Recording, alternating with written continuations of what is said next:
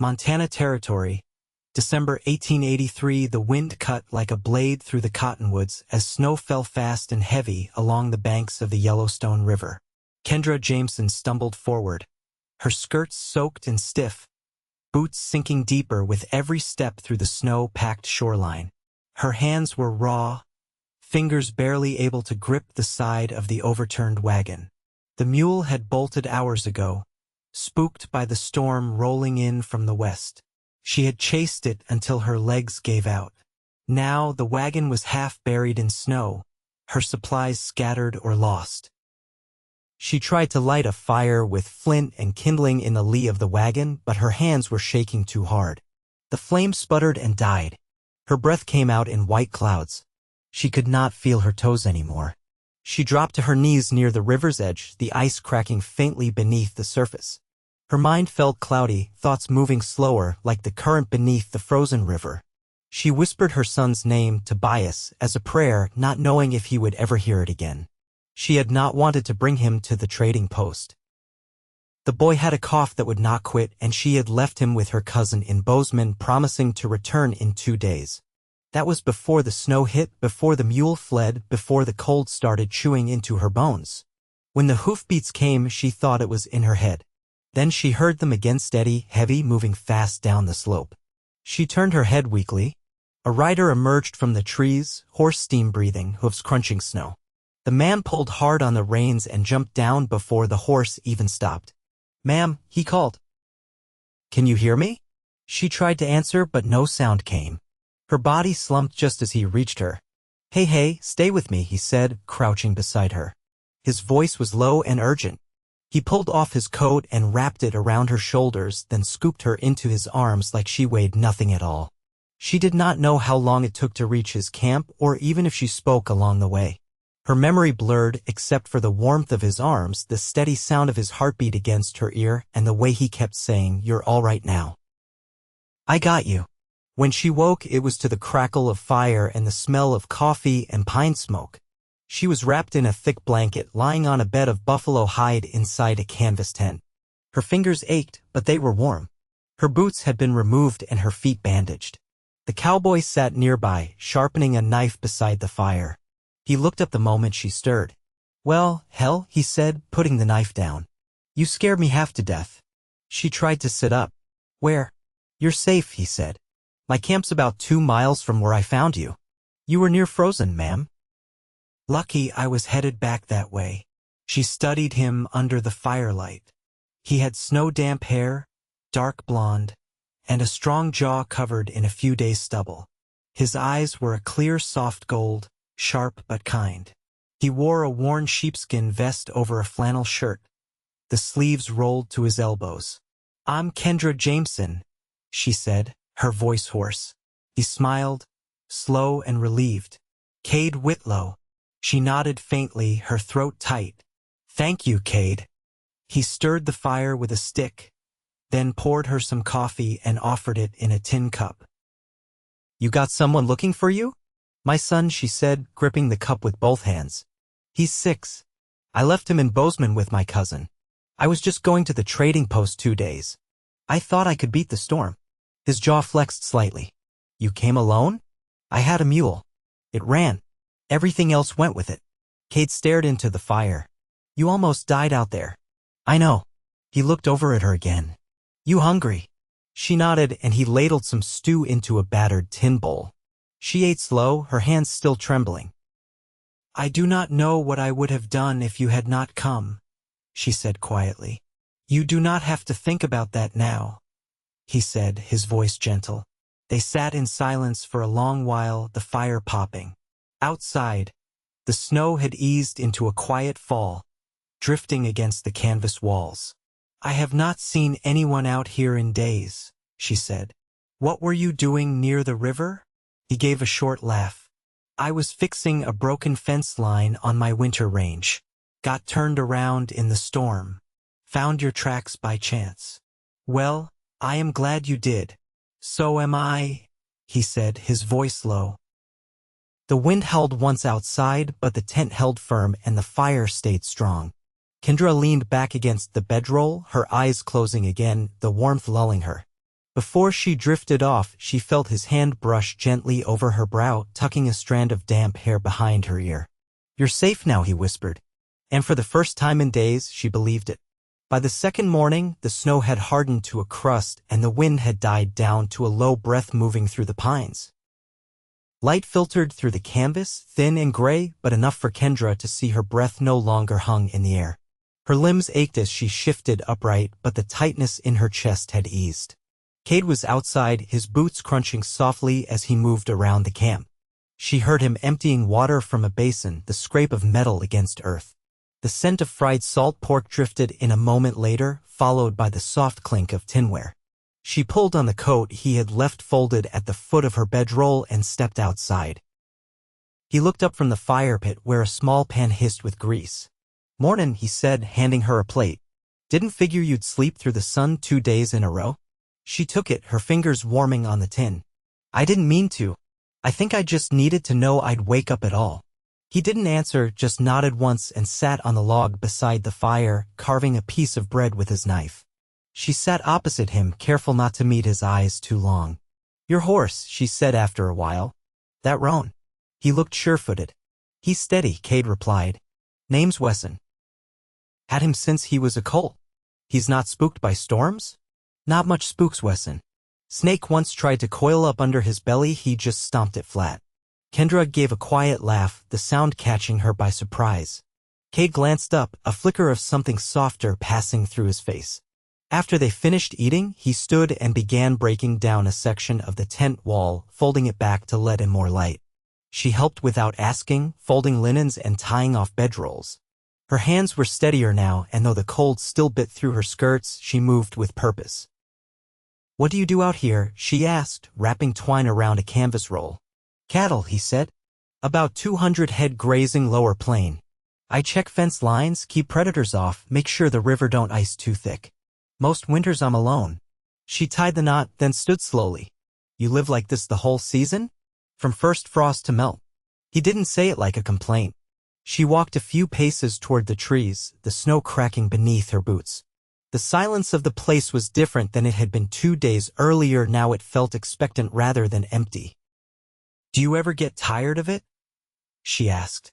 "Sometimes," he said, adjusting his saddle cinch. "But quiet has its own kind of company." She turned. "You ever think of leaving?" "I did," he said. "Once. Had a brother who tried to pull me down to Denver. I stayed." "Why?" He looked past her toward the ridge. "Place has its hold on me. Some folks don't mind the weight." She watched him for a long moment. The wind moved through the trees, stirring snow from the branches in soft flurries. "I need to get back to Bozeman," she said at last. "Tobias'll be waiting." "I figured. Could you take me?" "I will," he said. "But it'll take us most the day. Trail's packed thick and I'll need to ride slow with you up." She didn't answer right away. "You don't have to carry me again," she said, half smiling. "Didn't mind it," he said, looking at her fully now. "But I'll let you climb up yourself this time." They saddled Wesson together, and he tied a parcel of food and her salvaged belongings behind the cantle. She reached for the stirrup, paused, then looked at him. "I don't ride much." "I'll be behind you," he said. "Just lean back if it gets rough."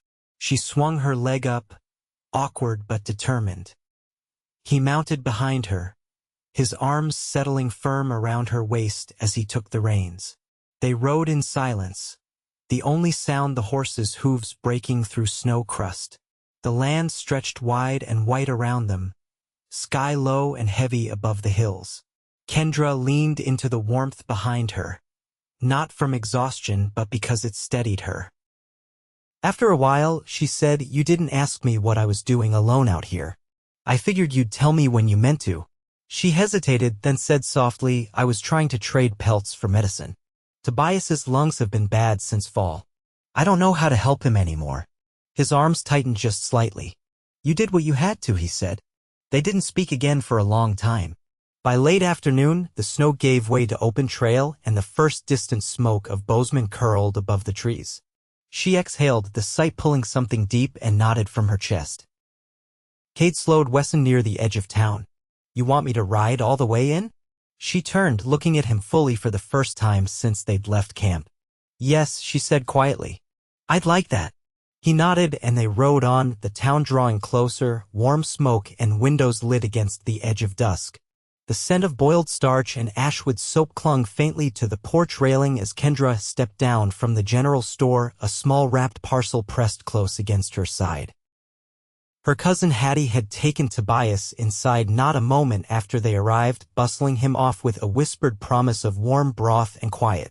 The boy had looked up from Kendra's arms with sleep-heavy eyes and the beginning of a smile, one hand curled in the collar of her coat until she gently coaxed it free. Now, with the storm behind them and town lamplight stretching long across the snow-packed street, Kendra stood with her fingers tucked into her sleeves, watching Kade adjust Wesson's bridle in front of the livery. You planning to ride back out tonight? She asked, her voice low but steady. He didn't look up right away. The roan shifted its weight, bits jangling softly. I hadn't figured it yet, he said. Didn't expect to be in town at all, truth be told.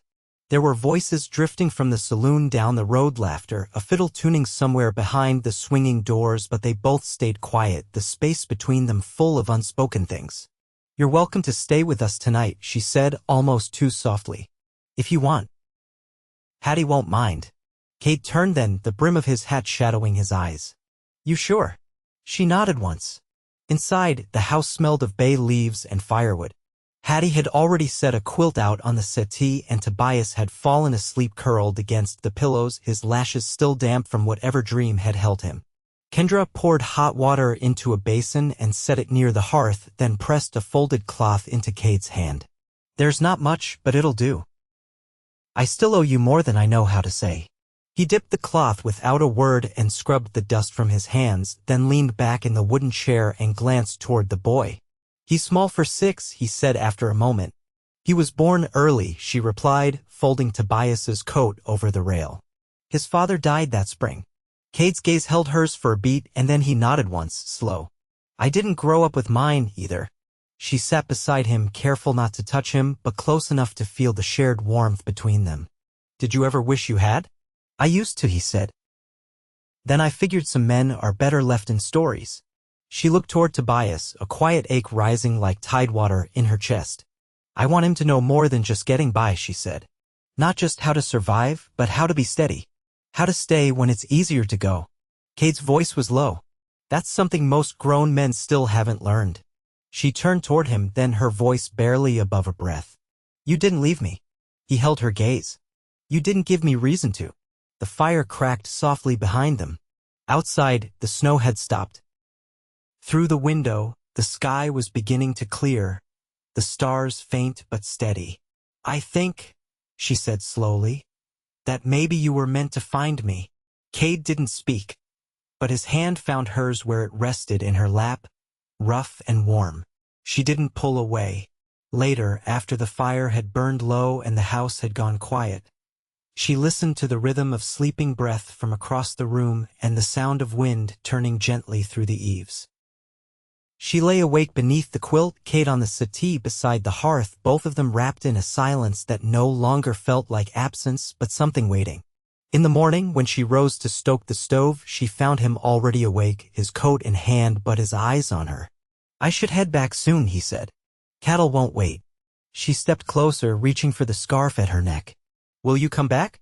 His answer was soft. You want me to? She didn't smile. She only nodded. Yes. He reached for her hand then, not as something borrowed or fleeting, but as something known. I'll come back, he said, and there was no doubt in it. Outside, dawn laid pale gold light across the snow and the world began again. By late March, the thaw had begun. Water traced thin paths through the ruts outside Kendra's house and the hard-packed snow receded from the porch steps in patches, revealing damp boards and last autumn's flattened leaves. Tobias had taken to watching the droplets fall from the eaves with the quiet concentration of a boy who'd learned too early how to sit still. Kendra was mending a tear in his shirt when a knock came, 2 firm raps on the front door. She laid the needlework aside and opened it to find Kade standing there, coat dusted with road and saddle, his gloves tucked in one hand. His eyes swept her face once and something settled in his shoulders. I've got a week, he said. Spring grazing's not started full and the ranch hands can manage what's left. She stepped back without answering, letting him cross the threshold. Tobias looked up from the floor where he'd been arranging tin soldiers along the leg of the stove. He blinked at Kade, then stood and walked over, his expression cautious but curious. Kade crouched and held out a small wooden carving, a horse, sanded smooth, its legs sturdy. "Made this last winter," he said.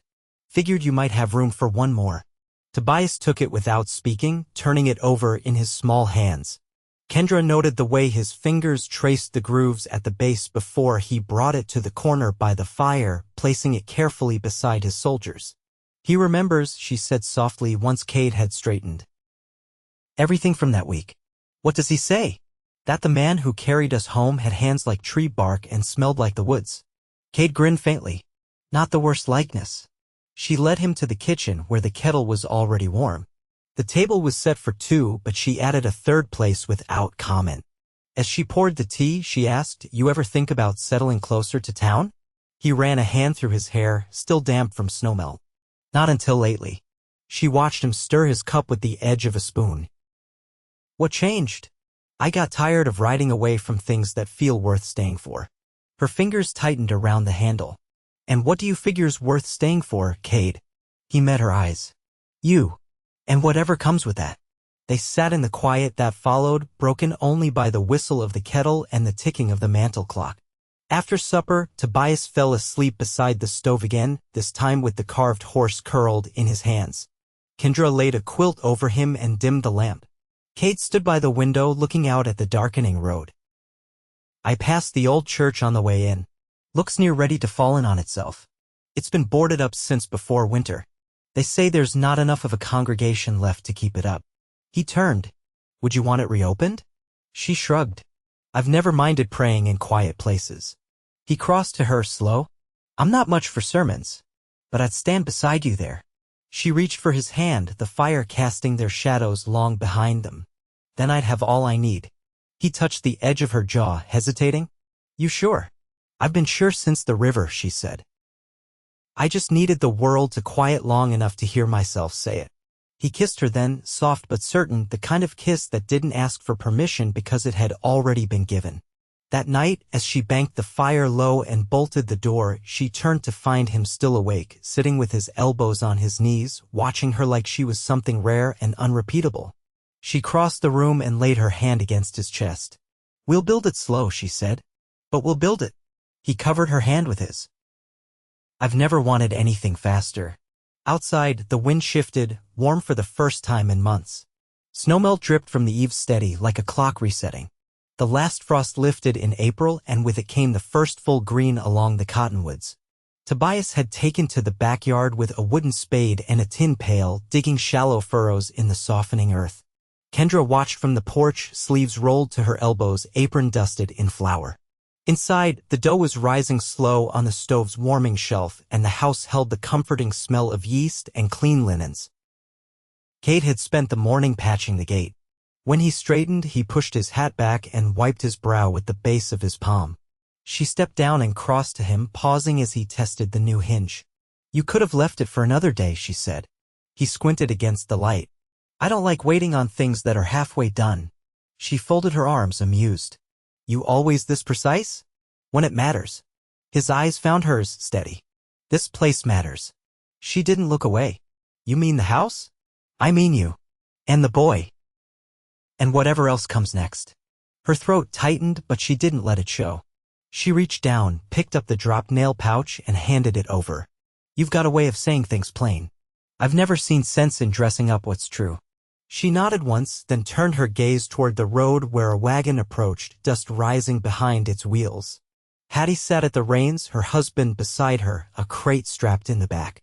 "They're early," Kendra said. Kade watched as the wagon slowed by the fence. "That the start of what you were planning?" She smiled. "That's the stove for the schoolhouse. And enough books to fill a shelf." The next hour passed in steady work, unloading, sorting, setting aside what would be hauled the rest of the way come morning. Tobias hovered close, slipping between adults like a shadow. His eyes wide at the sight of the thick bound volumes and the polished iron stove top. As the sun drifted west, Kade caught her wrist gently while they stood behind the barn, out of sight of the others. "You sure you want to keep teaching?" he asked. "You don't have to." "I want to," she said. "But not because I have to. That's the difference now." He nodded, thumb brushing her wrist bone. "I've been thinking," he said, "about the land west of your cousin's place. Flat enough for a house. Water runs close." She studied him, heart lifting slow and full. "You want to build?" "I do," he said. "With you. Not just a roof and walls. A life." She stepped into him, her voice quiet but certain. "Then let's start." He pressed his forehead to hers for a breath, then kissed her, slow and grounded, like the promise they were making had already taken root. That summer, they married in the shade of the cottonwoods behind the house.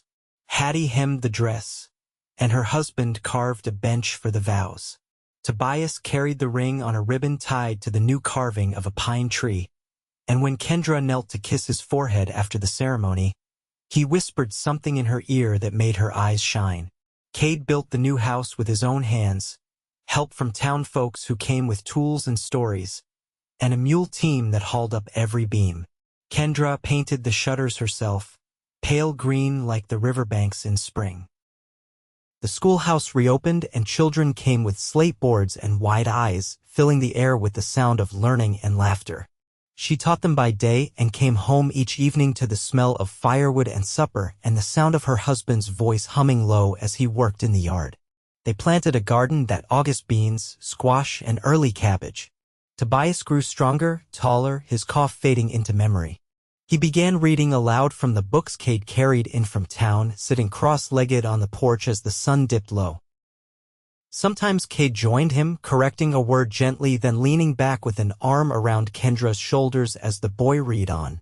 One evening, as the leaves began to turn, Kendra stood watching the light fall across the hills. Kade came up behind her, his arms wrapping around her waist. "You happy?" he asked. She leaned back into him. "I didn't know it could feel like this. Like everything fits." "It does," he said, "because we made it that way."